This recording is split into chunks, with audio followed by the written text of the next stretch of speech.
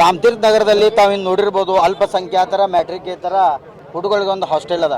ಇದೇ ಥರ ಮತ್ತು ಇಲ್ಲಿ ಅಲ್ಪಸಂಖ್ಯಾತರಿಗೆ ಅದ, ಮತ್ತೊಂದು ಅಲ್ಪಸಂಖ್ಯಾತರಿಗಾಗಿ ಒಂದು ಸ್ಕೂಲು ಮಾಡಿದರು. ಇದು ರಾಮತೀರ್ಥ ನಗರದ ಒಂದು ಹಿಂದೂಗಳು ಹೆಚ್ಚಿರುವಂತಹ ಈ ಜಾಗ. ಇದ್ರ ಮ್ಯಾಗ ಒಂದು ಪ್ರಭಾವ ಬೀರ್ಬೇಕಂತ ಹೇಳಿ ನಮ್ಮ ಏನೋ ಶಾಸಕರು ಇದನ್ನು ಕುಮ್ಮಕ್ಕೈತಿ, ಅವ್ರು ಹಿಂದೆ ನಿಂತು ಏನೋ ಮಾಡ್ತಾರಂತ ಹೇಳಿ ನಮಗೊಂದು ಸಂಶಯಾಸ್ಪದ. ಯಾಕಂದ್ರೆ ಅಧಿಕಾರಿಗಳು ಯಾವಾಗೂ ತಪ್ಪು ಮಾಡೋದಲ್ಲ. ಅಧಿಕಾರಿಗಳು ಇಲಾಖೆಗಳು ಅಂತಂದ್ರೆ ಶಾಸಕರು ಕುಮ್ಮತ್ತಿರ್ಬೇಕಂತ ಹೇಳಿ ನಮ್ಗೆ ನಕ್ಕಿ ಅನಿಸ್ತದೆ. ಯಾಕಂದ್ರೆ ಅಧಿಕಾರಿಗಳದೇನು ಸ್ವಾರ್ಥ ಇರೋದಿಲ್ಲ. ಇದು ಗಾರ್ಡನ್ ಜಾಗ, CS ಜಾಗ ತಗೊಂಡು ಬಾಲಕರಿದೆ ಮೆಟ್ರಿಕ್ ಹುಡುಗರಿಗೆ ಒಂದು ಗಾರ್ಡನ್ ಮಾಡಿಕೊಡ್ಬೇಕು, ಅವ್ರು ಸುವಿಧಾ ಮಾಡಿಕೊಡ್ಬೇಕಂತ ಹೇಳಿ ಇಲ್ಲಿಗಲ್ ಕೆಲಸ ಮಾಡುವಂಥ ಧೈರ್ಯ ಅಧಿಕಾರಿಗಳಿಗಿಲ್ಲ ಅಂತೇಳಿ ನಮ್ಗೆ ಅನಿಸ್ತದ.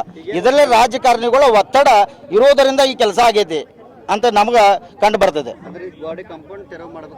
ಈ ಕಂಪೌಂಡ್ ತೆರವು ಮಾಡಲೇಬೇಕು. ಈಗ ನಾವು ಹೇಳಿದೇವ್ರಿ, JCB ಒಂದು 10 ನಿಮಿಷದಾಗ ತೊಗೊಂಡು ಬರ್ರಿ, ಇದು ಕಂಪೌಂಡ್ ನಿಮ್ಮ ತಪ್ಪಾಗೈತಿ, ನಿಮ್ಮಿಂದ ಇದನ್ನು ಬರಬೇಕು, ನಿಮ್ಮ ಡಿಪಾರ್ಟ್ಮೆಂಟಿಂದ JCB ಬರಲಿ, ಅದನ್ನು ಒಡೆದು ತೆಗಿರಲಿ.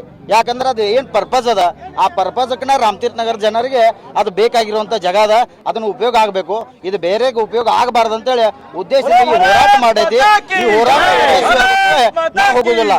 ಈಗ ತಾವು ಕೇಳಿರ್ಬೋದು, ನಮ್ಮ ಮಹಾನಗರ ಪಾಲಿಕೆ ಉಪಮೇಯರ್ ಇದೇ ಕ್ಷೇತ್ರದ ಕಾರ್ಪೊರೇಟರ್ ಅದಾರ, ಹನುಮಂತ ಕೊಂಗಾಲಿ ಅವರು. ಅವರ ಬುಡಾದ ಡೈರೆಕ್ಟರ್ಸ್ ಅದಾರ. ಆದ್ರೆ ಅಲ್ಲಿ ಒಳಗೆ ಅವ್ರು ಅದು ಬುಡಾದಾಗೂ ಪ್ರಯತ್ನ ಮಾಡಿದಾರು, ಇಲ್ಲಿ ಹೊರಗೆ ಪೇಪರ್ ಮುಖಾಂತರ ಪ್ರಯತ್ನ ಮಾಡಿದಾರೆ. ಆದರೂ ಸಹ ಇದು ಆಗ್ತಾ ಇಲ್ಲ ಅಂದ್ರೆ ಏನ, ಯಾರು ಶಾಸಕರದಾದ್ರೆ ನಕ್ಕಿ ಅವ್ರಿಗೆ ಬೆಂಬಲ ಖಚಿತ ಅನಿಸ್ತೈತೆ ಅಂತ ಹೇಳಕ್ಕೆ ಇಚ್ಛೆ ಪಡ್ತೇವೆ.